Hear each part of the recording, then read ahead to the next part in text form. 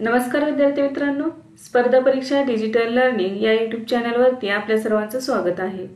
विद्यार्थी मित्रांनो, आज आहे 26 जुलै 2024। तर आपल्या डेली करंट अफेअर्सच्या सीरीजमधील काही महत्त्वाचे चालू घडामोडींचे घटक आज आपण अभ्यासूया। चला तर मग आजच्या व्हिडिओला सुरुवात करूया। फर्स्ट क्वेश्चन आहे, ऑलिम्पिक ऑर्डर पुरस्कार मिळणारे दुसरे भारतीय कोण ठरले आहेत? तर याचे योग्य उत्तर आहे अभिनव बिंद्रा। तर नेमबाज अभिनव बिंद्रा यांना ऑलिम्पिक ऑर्डर पुरस्कार देण्यात येणार आहे। आंतरराष्ट्रीय ऑलिम्पिक समिती 10 ऑगस्ट रोजी पॅरिस येथे होणाऱ्या पुरस्कार सोहळ्यात त्यांना हा पुरस्कार देऊन सन्मानित करेल। हा सन्मान मिळणारे अभिनव बिंद्रा हे दुसरे भारतीय आहेत। यापूर्वी 1983 मध्ये भारताच्या माजी पंतप्रधान इंदिरा गांधी यांना हा पुरस्कार देण्यात आला आहे। 2008 मध्ये अभिनव बिंद्रांनी 10 मीटर रायफल शूटिंग मध्ये भारतासाठी सुवर्ण पदक जिंकले होते। ऑलिम्पिक स्पर्धेत वैयक्तिक सुवर्ण जिंकणारा तो पहिला भारतीय खेळाडू ठरला आहे। आंतरराष्ट्रीय ऑलिम्पिक समितीने दिलेला हा सर्वात मोठा पुरस्कार आहे। ऑलिम्पिक चळवळीतील विशेष योगदानासाठी हा पुरस्कार दिला जातो। याची सुरुवात 1975 मध्ये झाली। तर विद्यार्थी मित्रांनो, अभिनव बिंद्रा हे आंतरराष्ट्रीय ऑलिम्पिक समितीचे सदस्य देखील आहेत। तर ऑलिम्पिक ऑर्डर पुरस्कार मिळणारे दुसरे भारतीय ठरले आहेत अभिनव बिंद्रा। नेक्स्ट आहे, सियाचीन ग्लेशियरवर कार्यरत असलेल्या लष्कराच्या हवाई संरक्षण दलातील पहिल्या महिला अधिकारी कोण बनल्या आहेत? तर याचे योग्य उत्तर आहे कॅप्टन सुप्रीता। जुलै 2024 मध्ये म्हैसूरचे असलेल्या कॅप्टन सुप्रीता सिटी या सियाचीन ग्लेशियरवर कार्यरत असलेल्या लष्कराच्या हवाई संरक्षण दलातील पहिल्या महिला अधिकारी बनल्या आहेत। तर बघा, लष्कराच्या हवाई संरक्षण दलातील त्या पहिल्या महिला अधिकारी आहेत ज्यांची नियुक्ती सियाचीन ग्लेशियरवर झालेली आहे। तर तसेच त्या भारतीय लष्कराच्या सियाचीन ग्लेशियरवर कार्यरत असलेल्या दुसऱ्या महिला अधिकारी बनल्या आहेत। म्हणजे भारतीय लष्कराच्या त्या दुसऱ्या महिला अधिकारी आहेत, तर लष्कराच्या हवाई संरक्षण दलातील त्या पहिल्या महिला अधिकारी बनल्या आहेत। शिवा चौहान या सियाचीन ग्लेशियरवर तैनात केलेल्या लष्कराच्या पहिल्या महिला अधिकारी होत्या। सियाचीन ग्लेशियरवर ज्याला हिमालयातील पूर्व काराकोरम रेंजमध्ये स्थित जगातील सर्वात उंच युद्धभूमी म्हणूनही ओळखले जाते। तर सियाचीन ग्लेशियरवर कार्यरत असलेल्या लष्कराच्या हवाई संरक्षण दलातील पहिल्या महिला अधिकारी कॅप्टन सुप्रीता ठरलेले आहेत। नेक्स्ट आहे, नुकतीच बांधकाम कामगारांसाठी श्रमिक बसेरा योजना कोणत्या राज्यात सुरू करण्यात आली आहे? तर गुजरात राज्यामध्ये सुरू करण्यात आलेली आहे। जुलै 2024 मध्ये गुजरातचे मुख्यमंत्री भूपेंद्र पटेल यांनी सुमारे 15,000 बांधकाम कामगारांना दररोज 5 रुपये या नाममात्र दराने तात्पुरती निवास व्यवस्था उपलब्ध करून देण्यासाठी श्रमिक बसेरा योजना सुरू केली आहे। तसेच श्रमिक बसेरा योजनेचे पोर्टलही मुख्यमंत्र्यांच्या हस्ते सुरू करण्यात आले आहे। असंघटित क्षेत्र आणि बांधकाम क्षेत्रातील कामगारांच्या राहणीमानात त्यांना अन्न, आरोग्य, निवास आणि आर्थिक सहाय्य देऊन गुणात्मक बदल आणणे हा या योजनेचा उद्देश आहे। तर पुढील 3 वर्षात अंदाजे 3 लाख बांधकाम कामगारांच्या फायद्यासाठी संपूर्ण गुजरातमध्ये अशी आणखी निवास केंद्रे बांधली जातील। बांधकाम कामगारांना प्रति व्यक्ती 5 रुपये दैनंदिन भाड्याने घरे दिली जाणार आहेत। या प्रकल्पासाठी 1,500 कोटी रुपये खर्च होणार आहेत।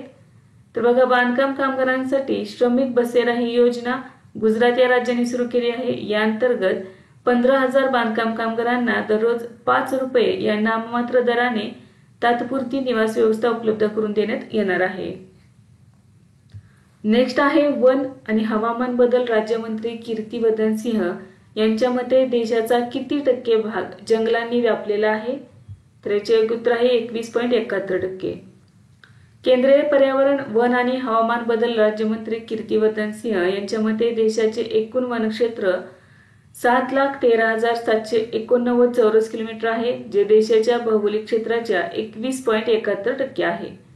ही माहिती राज्यमंत्री कीर्तिवर्धन सिंह यांनी 22 जुलै 2024 रोजी लोकसभेत दिली। भारत राज्य वन अहवालानुसार ही माहिती दिलेली आहे। म्हणजे भारताचा राज्य वन अहवाल 2021 हा अहवाल जाहीर करण्यात आलेला आहे। तर या अहवालानुसार भारतामध्ये देशाचे एकूण वनक्षेत्र 7,13,789 चौरस किलोमीटर आहे, जे देशाच्या भौगोलिक क्षेत्राच्या 21.71% आहे। तर भारतीय वन सर्वेक्षणद्वारे दर 2 वर्षांनी भारताचा वन स्थिती अहवाल तयार केला जातो। Forest survey of India Dehradun येथे उत्तराखंड राज्यातील देहरादून येथे आहे. तर मध्य प्रदेश देशातील सर्वाधिक वनाच्छादित राज्य असून राज्याचा 77,493 चौरस किलोमीटर क्षेत्र वनाच्छादित आहे. मध्य प्रदेश पाठोपाठ अरुणाचल प्रदेश, छत्तीसगड, ओडिशा आणि महाराष्ट्राचा क्रमांक लागतो. तर हरियाणामध्ये सर्वात कमी वनक्षेत्र आहे, येथे 1,603 चौरस किलोमीटर आहे. म्हणजे राज्यांमध्ये सर्वात कमी वनक्षेत्र हरियाणा येथे आहे. तर राज्य आणि केंद्रशासित प्रदेशांमध्ये चंदीगडमध्ये फक्त 23 चौरस किलोमीटरचे सर्वात कमी जंगल आहे. नेक्स्ट आहे हेनले पासपोर्ट इंडेक्स 2024 नुसार भारताचा क्रमांक काय आहे? तर याचे योग्य उत्तर आहे 82वा. जुलै 2024 मध्ये जाहीर करण्यात आलेल्या युनायटेड किंगडम स्थित हेनले पासपोर्ट इंडेक्सच्या क्रमवारीत भारत 82व्या स्थानावर आहे. ही क्रमवारी वर्षातून दोनदा म्हणजे जानेवारीमध्ये पहिल्यांदा आणि जुलैमध्ये दुसऱ्यांदा जाहीर केली जाते. तर बघा, हेनले पासपोर्ट इंडेक्स हा वर्षातून दोनदा जाहीर केला जातो, जानेवारीमध्ये पहिल्यांदा आणि जुलैमध्ये दुसऱ्यांदा. तर जुलै 2024 मध्ये जाहीर करण्यात आलेल्या हेनले पासपोर्ट इंडेक्स 2024 नुसार भारताचा क्रमांक 82वा आहे. तर भारताच्या पासपोर्टवर 58 देशांना व्हिसा मुक्त प्रवेश आहे.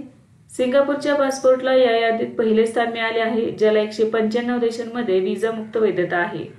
फ्रान्स, जर्मनी, इटली, जपान आणि स्पेन यांना संयुक्तपणे दुसरे स्थान मिळाले आहे. तर Australia, Finland, Ireland, Luxembourg, Netherland, दक्षिण कोरिया आणि स्वीडन यांना संयुक्तपणे तिसरा क्रमांक मिळालेला आहे. तर अफगाणिस्तानचा पासपोर्ट 103व्या क्रमांकासह जगातील सर्वात कमकुवत पासपोर्ट आहे. तर बघा, हेनले पासपोर्ट इंडेक्स 2024 नुसार भारताचा क्रमांक आहे 82वा. तर प्रथम क्रमांकावरती आहे सिंगापूर हा देश. तर सगळ्यात शेवटी 103व्या क्रमांकावर आहे अफगाणिस्तान हा देश. नेक्स्ट आहे नुकतेच प्ले स्पोर्ट्स ब्रँड अँबॅसिडर म्हणून कोणाची नियुक्ती करण्यात आली आहे? तर याचे योग्य उत्तर आहे सानिया मिर्झा, मेरी कोम आणि रणविजय सिंघा. तर जुलै 2024 मध्ये टेनिसपटू सानिया मिर्झा, बॉक्सर मेरी कोम आणि अभिनेता रणविजय सिंघा प्ले स्पोर्ट्सचे ब्रँड अँबॅसिडर बनले आहेत. प्ले स्पोर्ट्सचे उद्दिष्ट क्रीडा इकोसिस्टम तयार करणे आहे. प्ले स्पोर्ट्सचे उद्दिष्ट पहिल्या टप्प्यात दिल्ली, NCR आणि जयपूरमधील शाळा आणि सोसायटींमधील क्रीडा पायाभूत सुविधा आणि प्रशिक्षण सुविधा सुधारणे आणि नंतर ते संपूर्ण देशात नेणे हे आहे. 2036च्या ऑलिम्पिकसाठी शाळेतील मुलांना तयार करणे हे प्ले स्पोर्ट्सचे उद्दिष्ट आहे. प्ले स्पोर्ट्सचा ब्रँड अँबॅसिडर म्हणून सानिया मिर्झा, मेरी कोम आणि रणविजय सिंघा यांची नियुक्ती करण्यात आलेली आहे. नेक्स्ट आहे फेडरल बँकेने CEO आणि MD म्हणून कोणाची नियुक्ती केली आहे? तर कृष्णन वेंकट सुब्रमण्यम यांची. RBIने कृष्णन वेंकट सुब्रमण्यम यांना फेडरल बँकेचे नवीन व्यवस्थापकीय संचालक आणि मुख्य कार्यकारी अधिकारी म्हणून 23 सप्टेंबर 2024 पासून मान्यता दिली आहे. तर त्यांची नियुक्ती ही 23 सप्टेंबर 2024 पासून पुढील 3 वर्षांसाठी करण्यात आलेली आहे. सुब्रमण्यम हे कोटक महिंद्रा बँकेचे माजी संयुक्त व्यवस्थापकीय संचालक आहेत. नेक्स्ट आहे H-125 हेलिकॉप्टर तयार करण्यासाठी टाटा ॲडव्हान्स सिस्टीम्स लिमिटेड सोबत कोणी करार केला आहे? तर एअरबस हेलिकॉप्टर यांनी केलेला आहे. टाटा ॲडव्हान्स सिस्टीम्स लिमिटेड आणि एअरबस हेलिकॉप्टर यांच्यात H-125 हेलिकॉप्टरसाठी करार करण्यात आला आहे. हे हेलिकॉप्टर भारतात तयार करण्यासाठी फायनल असेंब्ली लाईन तयार केली जाईल. मेड इन इंडिया H-125 हेलिकॉप्टरची डिलिव्हरी 2026 मध्ये सुरू होईल. H-125 हे जगातील सर्वाधिक विकले जाणारे सिंगल इंजिन हेलिकॉप्टर आहे. हे जगातील एकमेव हेलिकॉप्टर आहे जे माउंट एव्हरेस्टवर उतरले आहे. भारतात अंतिम असेंब्ली लाईनवर दरवर्षी 10 हेलिकॉप्टर तयार केली जातील, तर नंतर त्यामध्ये वाढ करण्यात येईल. नेक्स्ट आहे 2024 मध्ये ऑल इंडिया फुटबॉल फेडरेशनचा वर्षातील सर्वोत्तम खेळाडूचा पुरस्कार कोणी जिंकला? तर याचे योग्य उत्तर आहे ललिया जुवाला चांगटे आणि इंदुमती कथिरेसन.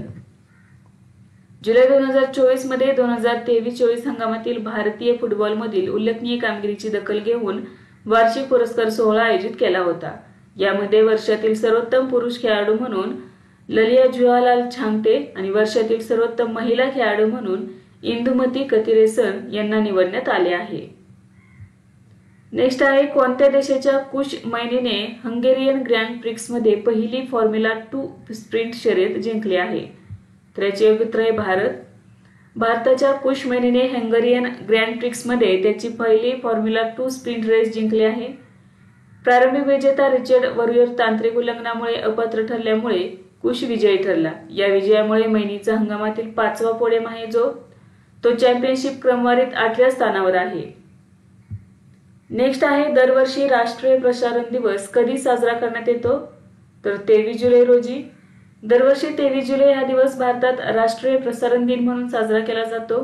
हा विशेष दिवस 1927 मध्ये इंडियन ब्रॉडकास्टिंग कंपनीची स्थापना म्हणून ओळखल्या जाणाऱ्या देशात आयोजित रेडिओ प्रसारणाच्या जन्माचे स्मरण करतो। हा दिवस भारताच्या विकासात, शैक्षणिक प्रवेशासाठी आणि सांस्कृतिक जतनामध्ये प्रसारणाद्वारे बजावलेल्या महत्त्वपूर्ण भूमिकेवर प्रकाश टाकतो। नेक्स्ट आहे नुकत्याच जाहीर झालेल्या फिफा क्रमवारीत भारताचे स्थान कोणते आहे, तर 124वे आहे। जुलै 2024 मध्ये जाहीर झालेल्या फिफा पुरुषांच्या क्रमवारीत भारतीय फुटबॉल संघ 124व्या स्थानावर आहे। जून मध्ये जाहीर झालेल्या फिफा क्रमवारीत भारतीय पुरुष फुटबॉल संघ 121व्या क्रमांकावर होता। फिफा वर्ल्ड कप 2026च्या क्वालिफायरमध्ये टीम इंडियाला अफगाणिस्तान आणि कतारकडून पराभवाचा सामना करावा लागला होता, ज्यामुळे त्यांना नवीन क्रमवारीत नुकसान सोसावे लागले आणि या 2 सामन्यातील पराभवामुळे टीम इंडिया वर्ल्ड कप क्वालिफायरच्या 3ऱ्या फेरीसाठी पात्र ठरू शकली नाही। फिफा पुरुषांच्या क्रमवारीत अर्जेंटिना अव्वल स्थानावर आहे, फ्रान्स 2ऱ्या, स्पेन 3ऱ्या, इंग्लंड 4थ्या आणि ब्राझील 5व्या स्थानावर आहे। तर नुकत्याच जाहीर झालेल्या फिफा क्रमवारीत भारताचे स्थान 124वे आहे। नेक्स्ट आहे एनटीपीसी विद्युत व्यापार निगम लिमिटेडद्वारे ग्रीन चारकोल प्लांट कोणत्या राज्यात स्थापित केला जाईल, तर हरियाणा या राज्यामध्ये स्थापन करण्यात येणार आहे।